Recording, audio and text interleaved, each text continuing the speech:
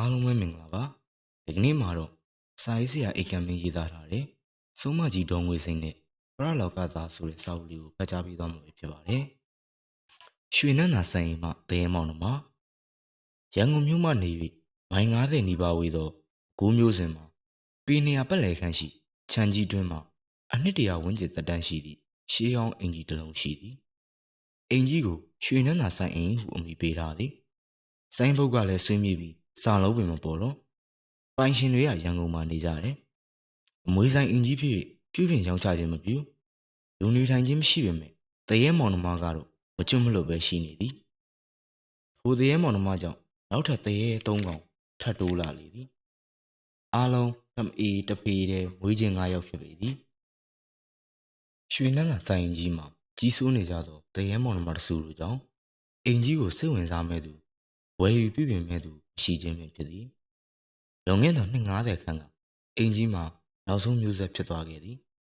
ဤအိမ်မှာမနေကြသောမိမိများကလက်ရှိအင်ကြီးကိုပိုင်ဆိုင်ထားသည်နောက်ဆုံးမျိုးဆက်ဖြစ်နေထိုင်ခဲ့သောအင်ရှင်ကြီးကဦးစံပေဒေါ်နန်းသူစာတို့ပင်ဖြစ်သည်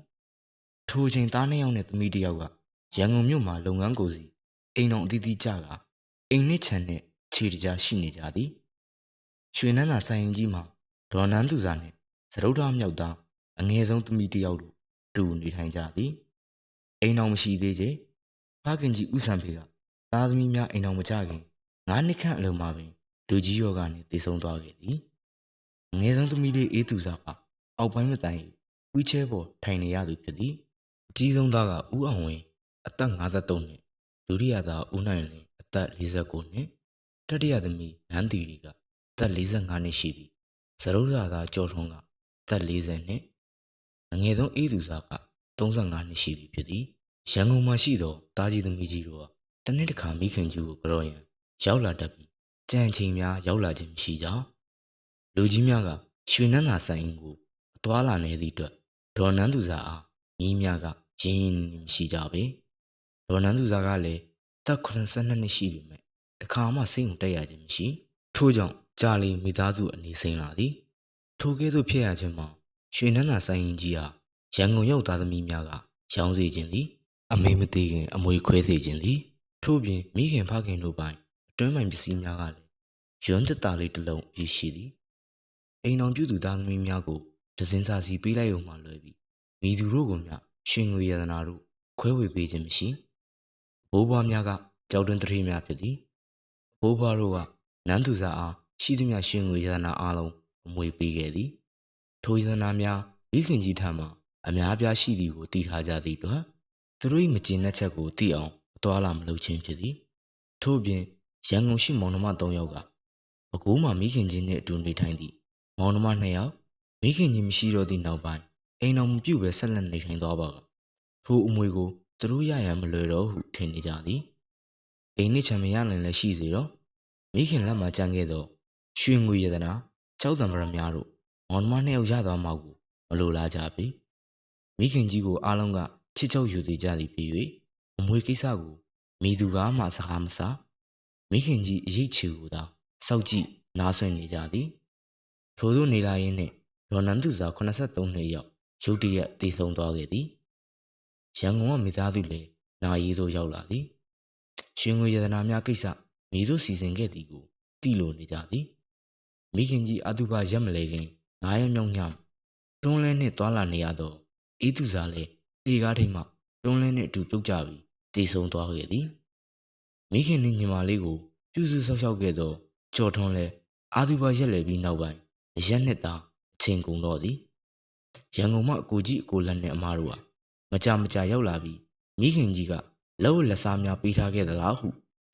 မင်းမြန်းစုံစမ်းအိတ်အောက်ကြည့်သည်အကိုတို့ထင်တယ်လို့အမေမှာရွှေငွေရတနာတွေတခုမှမရှိတော့ပါဘူးဟာကွအမေမျိုးကကြောက်တင်းတထွေးငါတို့အိမ်တော်ကြတော့သဇင်စာစီပေးလိုက်တော့အမေရွံတတာနေရာတော်မယွန်းအကိုတို့အိမ်တော်ကြတာပဲအနှစ်30နီးနေဒီနောက်ပိုင်းဘယ်သူကထောက်ပံ့ကြလို့လဲထောက်ပံ့ရအောင်ငါတို့ကအိမ်တော်အတွက်ရုန်းကန်နေရတော့လေအမေကငါတို့ထောက်ပံ့တာကိုယူမဲတယ်လားအေးကိုတို့မထောက်ပံ့တော့တလထုခွဲရောင်းချစားတော့နှစ်ပေါင်း30နီးပါကုန်ပြီပေါ့ကျွန်တော်ကလည်းငွေရှိတာမဟုတ်ဒုက္ခိတညီမလေးကိုလည်းပြုစုရသေးတယ်ကွဟဲ့ကောင်ဆိုင်နာတွေမပြောနဲ့သွားကြပါဗျာ ခမရတို့မောင်နှမ3ယောက်တကူကောင်းဆန်လို့ခုလိုစီးပွားပြက်ပြီးအမေနဲ့ညီမလေးတေရတာဟဲ့ကောင်ကြောထုံး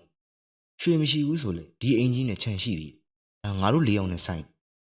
ကျုံမသေးသေးရောဒီခြံနဲ့ဒီအိမ်ကိုမရောဟဲ့ကောင်အဖေအမေလက်ငုပ်ပစ္စည်းတာသမီအားလုံးပိုင်မင်းကအိမ်တော်မကြသေးတဲ့အတွက်ဝေစုကိုပူယူဘာဝေစုမှမလုံးနဲ့မလုံးလာမပေးနဲ့ကျုံမသေးသေးဒီအိမ်ကြီးကိုလာမထင်းနဲ့ညဆောင်လုံးလာမထိုးနဲ့ပြန်ရတော့မင်းအဲ့ဒီရက်တော့ပြီးတေးမဲကောင်သိပြီသိကျုပ်တီမအမွေတွေခွဲယူရကျော်ထုံးကအကိုကြီးများကိုကြောပေးပြီးရက်ငှဲ့၍တောက်နေလိုက်သည်အကိုများလည်းပြန်သွားပြီးအိမ်ကြီးမှာတယောက်တည်းမိုးလင်းမှသည်မိုးချုပ်ထိရက်တောက်ရင်နေတော့သည်ဒေါ်နန်းသူသာတည်ဆုံပြီး6လခန့်ကြာကျော်ထုံးတယောက်အရင်မူးလွန်ပြီးအမ်ဘတ်ဆိုကတည်ဆုံသွားတော့သည်ကျော်ထုံးတည်ဆုံပြီးပုပ်ပွားနေမှရက်ွက်ထဲမှတီးကြတော့သည်ထိုတီးသည့်အချိန်တည်ဆုံပြီးသည်မှာ10ရက်ခန့်ရှိပြီဟုမူကင်းဆရာဝန်ကမှတ်ချက်ပြုသည်အရင်မူးလွန်ရင်အမ်ဘတ်ဆိုကတက်ရှူလမ်းကြောင်းပိတ်၍တည်ဆုံရသည်ဟုလည်းဆရာဝန်ကဆိုသည်ထို့ကြောင့်အင်ကြီးဟာရန်ကုန်မှမောင်နှမ3ယောက်ပိုင်သွားတော့သည်ကျော်ထွန်းတည်ဆုံသွားပြီဖြစ်ကြောင်းရဲမှအကြောင်းကြားသဖြင့်မောင်နှမ3ယောက်ရောက်လာကြသည်ရဲလက်စွန်းသွေးရန်လည်းမဖြစ်နိုင်တော့သဖြင့်တလားပြည့်မှသာတပိတ်သွပြီးလာဘတ်စွန်းမှတပြိုင်တည်းလှုပ်ပြီးမိဟုဆုံးဖြတ်၍ရန်ကုန်သို့ပြန်ခဲ့ကြသည်တလားမပြေးခင်တွင်မောင်နှမ3ယောက်ဆုံပြီးအင်ကြီးသို့လာကြသည်မိခင်ကြီးမသေးခင်ယတနာများမိသည့်နေရာမှာခွက်ထားမိနည်းဟုဖြစ်နိုင်သည့်နေရာရောကြောင်ကြိုကြောင်ကြားပါမကြံရှာကြသည်မိကဲသို့ရှာမတွေ့နောက်ပိုင်းတယောက်နဲ့တယောက်အတိမပေးပဲနေချင်းပြန်လာပြီးရှာကြသည်ခြံကြီးတော့ကို3ယောက်ခွဲယူထားကြသည်မို့အိမ်ထဲသို့အလွယ်တကူဝင်နိုင်ကြသည်ရွှေနန်းသာအင်ကြီးသို့လာလင်ညအိညက်နေမနေဝန်းကြလာဘဆွန်လည်းမကရသေးတပိတ်လည်းမတွေ့ရသေးသဖြင့်အင်ကြီးမှာကျော်ထုံးဝင်းကျင်တောင်းကျမ်းနေသည်ဟုကြားကြသည်ထို့ကြောင့်နေချင်းပြန်သာလာဝင်ကြသည်ဘလို့ပင်ရှာယတနာနှင့်တူတာဆို၍ဘာတစ်ခုမှရှာမရမကြခင်လာဘဆွန်သူမီရက်ရောက်လာခဲ့သည်စွန်ကဲ့ရန်ပစ္စည်းအစုံလင်ကြိုတင်ဝန်ချမ်းပြီးတရက်ကြိုတင်လာခဲ့ကြသည်လာဘဆွန်လည်းအောင်မြင်စွာပြီးမြောက်သွားခဲ့ပြီးအလှညကအင်ကြီးမှာတရေ6တန်ဟူ၍လုံးဝမကြားခဲ့ကြစွန်ကပ်ပြီးနောက်ပိုင်းကိုယ့်အိမ်ကိုမပြန်ကြသေးပဲတရက်နှစ်ရက်ခန့်နေထိုင်ပြီးမှရန်ကုန်ပြန်ကြမည်ဟုတိုင်ပင်ထားကြသည်ထိုရက်တွင်ပျောက်ဆုံးနေသောယတနာများကိုရှာကြမည်ဖြစ်သည်ထို့သို့ဆုံးဖြတ်ထားသည့်အတိုင်းမိသားစုများအိမ်ပေါ်ထက်မှနေသေးပြီးမောင်နှမ3ယောက်အင်ကြီးအောက်ထပ်မှရှာဖွေနေကြသည်အမောင်သားလာသည်နှင့်အချိန်လူပြီးရှာဖွေနေကြစဉ်သူတို့နောက်မှတစုံတစ်ခုရောက်ရှိနေကြောင်းသိလိုက်သည်ရှက်ကိုအောင်ဝင်းကျွန်တော်တို့နောက်မှခြေစံလို့ကြားလိုက်တယ်ငါလည်းကြားမိလို့လှည့်ကြည့်လိုက်တော့ဘာမှမတွေ့ဘူးကွရှာဖွေခြင်းကိုရပ်ပြီးနားဆွင့်လိုက်ကြသည်ဒါမိအေးရဲ့ဝီချဲလိတ်တံမဟုတ်လားကျွီဟုတ်တယ်ဒါဝီချဲလိတ်ဘိန်းတံပဲကဲပါမောင်းနေပြီဒီမင်းလေးနဲ့လည်းရှာလို့လည်းမကောင်းဘူးမနဲ့လင်းမှဆက်ရှာတာပေါ့လာအပေါ်တက်မယ်ထို့ဖြစ်3ယောက်သာအပေါ်တက်သို့တက်လာခဲ့သည်ဘယ်သွားနေကြရလဲဦးဝဝင်ဇနီးရလှမ်းမိသည်အောက်ထပ်မှာရှင်းလင်းသိမ်းစီးနေတာမှောင်နေပြီမနဲ့လင်းမှရှင်းပါလားကျမတို့လည်းဝိုင်းရှင်းပေးမှာပေါ့အဲ့ချိန်မှမဟုတ်တာအောက်ထပ်မှာစကားလည်းပြောရှင်းစရာလည်းရှိတာရှင်းနေတာထိုအခါဦးအောင်ဝင်းဇနီးကဘာမှမပြောတော့ပဲဝုံအမလေးဖေးခေါင်မိုးပေါ်ဘာသာနေလဲငိန်နေကြတာခေါင်မိုးပေါ်ခဲကြတာလားမသိအိမ်အမိုးကြီးပေါ်မှာပတ်လေကိုနေရများမှလည်းတန်မျိုးစုံထွက်နေသည်အလှအတွက်ချက်ပြုတ်ကြော်လို့စင်ကချွတ်အတမ်းမကြကြောင်းလန့်ကြသည့်ကလေးများအုံငိုကြသည်ဖေးအဲ့ဒါတေးချောက်တာလားမဟုတ်ပါဘူးခဏနေပျောက်သွားလိမ့်မယ်ဒါကြောက်တယ်အမေလည်းကြောက်တယ်ဒီမှာလူတွေအများကြီးရှိတာဘာကြောက်စရာရှိလို့လဲအဲ့တေးကလေးနဲ့အန်တီလီတို့တေးဖြစ်နေတာဆိုဟုတ်တယ်မင်းတို့ပြန်တော့မယ်ဆိုတော့တိလို့လာနှုတ်ဆက်တာအမိုးပေါ်ကိုခဲများစက်တိုက်ကြနေသည်သူတို့နဲ့မနှင်းမွေးနေရမှာဝီချဲဘိန်းလှိတ်သွားသည့်အတန်ကြားလိုက်ရပြန်သည်မိသားစု3စုလုံးအခန်းများထဲသို့မဝင်ဖြစ်ကြသေးပဲဖျားခန်းရှိရာသို့ထိုင်ကုန်များမှာစုပြုံထိုင်နေကြသည်အချိန်က7 နာရီခွဲပြီးရုံသာရှိသေးသည်ကိုအောင်ဝင်းမနက်စောကျမတို့သားမီးတွေပြန်မယ်ရှင်တို့ပစ္စည်းရှာခြင်းနဲ့ဆိုရင်လည်းမောင်နှမ3ယောက်နေချင်းနေခဲ့ကြမလမိုးလေးနာနဲ့ပြန်မယ်ကိုလည်းပြန်မှာပေါ့ထိုအခါဦးနိုင်လင်းကကျွန်တော်တို့မကျင်တတ်သေးဘူးမနက်လင်းရှင်းမှရှာကြည့်ခြင်းသေးတယ်ညနေ4 နာရီလောက်မှပြန်လေဖြစ်တာပဲ အိုးရှင်တို့ညီကိုပဲနေချင်းနေခဲ့ကြကျမတို့လည်းအမညွန့်လို့နဲ့အတူပြန်လိုက်သွားတော့ဦးနိုင်လင်းဇနီးကပါဦးအောင်ဝင်းဇနီးဒေါ်တင်ညွန့်တို့နဲ့အတူပြန်ပြီဟုဆိုလာသည်အေးမနဲ့ပြန်ခြင်းနဲ့အဖွဲ့ပြန်နေခြင်းနဲ့ကိုလိုကတော့ညနေ4 နာရီခွဲမှပြန်ခဲ့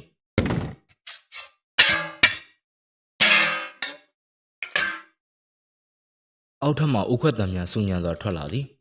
မကြောက်ကြနဲ့ရဲလီနဲ့အန်ဒီလေးတို့လုံနေတာတစီသေးရဲဆိုတော့အတန်နဲ့ပဲ၆လမ်းလူတွေကိုဘာမှလုပ်လို့မရဘူးကဲအိပ်ရတဲ့ဝင်နေကြတော့ဆောင်းကောင်းမှုခြုံပြီးအိပ်ကြဘာမှမကြောက်ကြနဲ့ထိုချိန်အောက်ထပ်မှာအတန်မျိုးစုံထွက်နေသည်တညလုံးခြေတံများအိုးခွက်ပကံထုရိုက်တံမျိုးစုံမနာတန်းထုရိုက်၆လမ်းနေသည်ကလေးများလဲလူကြီးများမအိပ်ပဲရှိနေသည့်အတွက်ကြောက်ကြောက်လန့်လန့်နဲ့အိပ်ပျော်ကုန်ကြပြီဦးအောင်ဝင်းနဲ့ဦးနိုင်လင်းတို့လည်းမနက်2 နာရီခန့်အရောက်အိတ်ချင်စိတ်ကိုထိမရတော့ပဲအိပ်ပျော်သွားတော့သည်မနက်8 နာရီထိုးကနေမှနိုးလာကြသည်ထိုချိန်ဇနီးနှင့်ကလေးများအထုပ်မူပြင်နေကြသည်ဘလို့လဲတခါလေးလိုက်ပါလားနေခဲ့ကြမှာလားနိုင်လင်းနဲ့တွေ့ပြီလားတွေ့ပြီအကိုကြီးနဲ့တီတီတို့နေခဲ့မယ်ဆိုသူလည်းနေခဲ့မယ်တဲ့ဒါနဲ့တီတီမမြင်ပါလား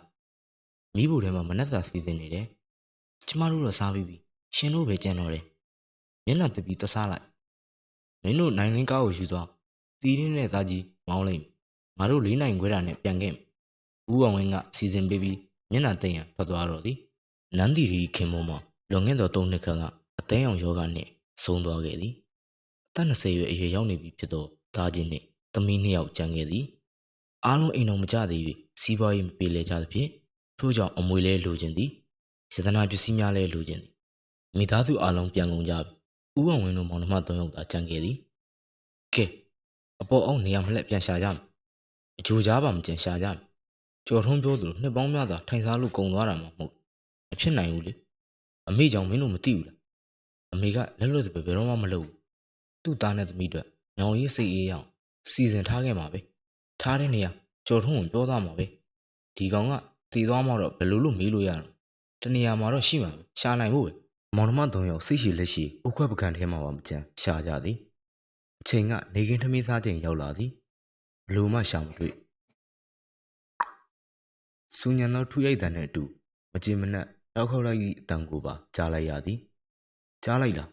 အေးကြားတယ်ကျော်ထုံးတံပဲသူကဝိညာဉ်ပဲမကြင်နဲ့လို့တောက်ခေါက်လဲခောက်ဖို့ဒီရင်ကြီးကိုရောင်းမပစ်ခင်စိတ်ချင်တဲ့အထိရှာဖွေအောင်ဘလို့မှရှာမရရင်ကိုနဲ့မထိုက်လို့ပဲတတ်မှတ်ပြီးအိမ်နဲ့ခြံကိုပဲရောင်းလိုက်တာပေါ့အဲ့ဒီကမှတပိတ်ဝင်အိတ်ဝင်ရအောင်ဒလား2 လလောက်အိမ်ပေါ်အိမ်ရောက်ရှာကြသေးတာပေါ့ပြီးမှအယောင်ဆိုင်မှုတင်ပြီးပွဲသားလက်အလိုက်ကြညနေဆောင်သည့်အထိရှာဖွေကြတော့လေဘလို့မှရှာမတွေ့ခြံနဲ့ဆင်းပြီးအိမ်ကြီးပက်လေထင်းသိနေရမြေတူပြီးရှာကြည့်သည်မတွေ့တွင်းနေရပက်လေခြံကြီးကိုရေလံရှာလို့လည်းမဖြစ်တရေကလည်းညထီမဆောက်နေကင်းပပမကြမ်း6 လနေသည်ထို့ကြောင့်ညအိမ်ရန်လုံးဝစိတ်မကူတော့ပဲ4 နိုင်ခွဲခန့်အရောက်ပြန်ရန်ပြင်ဆင်ကြတော့သည်ပစ္စည်းများကားနောက်ဘက်တွင်တင်ပြီးအိမ်ကြီးကိုတော့ခတ်သည်အားလုံးကားပေါ်တက်ပြီးသည်နှင့်ဦးအောင်ဝင်းကစံနိုးလိုက်သည်ကီဟင်လိုဖြစ်တာကနှိုးမရဘူးလား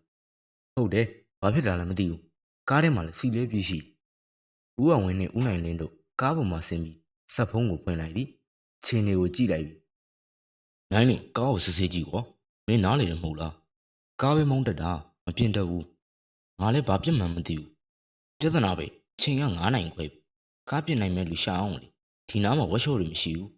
အချိန်နေမကောင်းရင်ဒီတညအိပ်ရအောင်မလားမသိဘူးကားနီး3 ယောက်သားရဲ၍ဟိုနိုင်ဒီနိုင်လှုပ်ကြည့်တော့လေဆက်ကထူးခြားမလားကားနားမှာနိုင်ခွက်ခန့်ကျသွားသည်အမောင်ထိုးကလည်းဖုံးလာပြီကဲစိတ်လျှော့လိုက်တော့အိမ်မော်ပြန်တက်ပြီးဒီညအိပ်ဖို့သာပြင်တော့တီရီရဒီမိထုတ်တွေရှိသေးလားကြံနေ10 ထိုးတော့ကြံသေးတယ်ပန်းသီးတွေလည်းရှိသေးတယ်ရီသန်းတကက်ကြံသေးကဲကားနောက်ဘုံဖွင့်လိုက်လိုအပ်တာတွေယူပြီးအိမ်ထဲပြန်ဝင်ကြတီရီတကားသဖွင့်လိုက်ဟာထိုးချိန်အိမ်ကြီးတွင်းမှာရီမောလိုက်တန်ကိုပြီးတတကြားလိုက်ရသည်ဒီရီတန်ကတို့ကိုလှောင်နေရီတန်ပဲဒီကောင်ကားပြောင်းလောက်တာလားမသိဟာဟိုပေါ်မှာတကားဖွင့်ပြီးရက်ကြည့်အဲ့ဒါသူ့အိတ်ခံမဟုတ်လားဟုတ်တယ်သူ့ခံပဲသူတို့မောင်နှမနဲ့တို့မောင်နှမတွေတွေ့ကြပြီပေါ့သူလည်းတရေဖြစ်နေပြီဆိုတော့မောင်နှမတန်ရောစင်ရှိချင်မှရှိမှာဘဝချားသွားသလိုစိတ်လဲချားနာသွားပြီလေကဲဒီတိုင်းကားထဲမှာနေလို့မဖြစ်ဘူးထုတ်တွေယူပြီးအိမ်ထဲဝင်ကြ